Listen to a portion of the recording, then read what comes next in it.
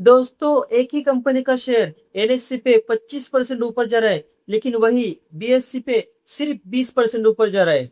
ऐसा क्यों?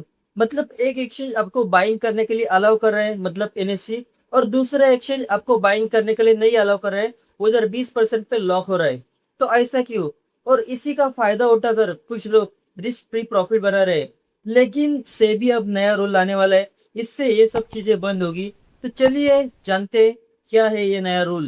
तो चलिए आपको आसान भाषा में सिखाता हूँ। मान लो एक स्टॉक है एबीसी, वो एनएससी के ऊपर 25% तक ऊपर जाता है, लेकिन वही बीएससी के ऊपर बस 20% तक ऊपर जा रहा है। तो ऐसा क्यों? क्योंकि जो एनएससी है वो अपने नए फ्यूचर के कॉन्ट्रैक्ट वेडनेसडे को लाती है, और जो बीएससी है वो अपने नए फ्यूचर के कॉन्ट्रैक्ट फ्राइडे को लाती है। अगर आप देखोगे तो दोनों में भी 2 दिन का गैप है। ये एक मेजर इशू है। और जो एनएससी पे है वो डायनेमिक प्राइस बैंड है, और बीएससी के ऊपर फिक्स 20% सर्किट। तो अभी आपको समझा तो डायनेमिक प्राइस बैंड क्या है और फिक्स 20% सर्किट क्या है।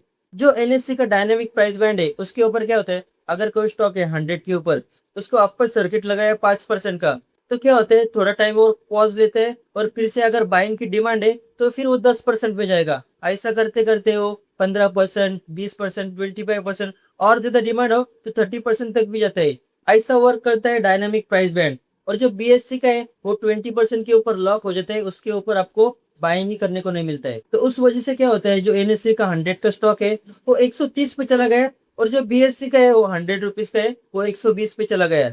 और यही से असली गेम शुरू होता है। कुछ लोग क्या करते हैं, बीएससी के एक्सचेंज के ऊपर 120 रुपए से खरीदते हैं और 130 रुपए से एनएससी के एक्सचेंज के ऊपर बेच देते हैं। मतलब क्या, सीधा सीधा 10 रुपए का प्रॉफिट, वो भी रिस्क फ्री। इसी को कहते हैं आर्बिट्रेज। इसीलिए सेबी अभी एक नया रूल लाने वाला है। इससे क्या होगा, जो आर्बिट्रेज ट्रेडिंग है वो बंद हो जाएगा। मतलब क्या होगा, एक स्टॉक एक प्राइस, चाहे एनएससी हो चाहे बीएससी हो। और इस रूल से क्या फायदा हो जाएगा, जो प्राइस है वो बेटर मिलेगी, और जो रिटेल ट्रेडर है वो सेफ महसूस करेंगे, और एक्सपायरी के दिन जो मैनिपुलेशन होती है वो कम हो जाएगी। मतलब साफ साफ दिख रहा है ये सेबी नया रूल ला रहा है, इससे रिटेल ट्रेडर को काफी ज्यादा फायदा होने वाला है।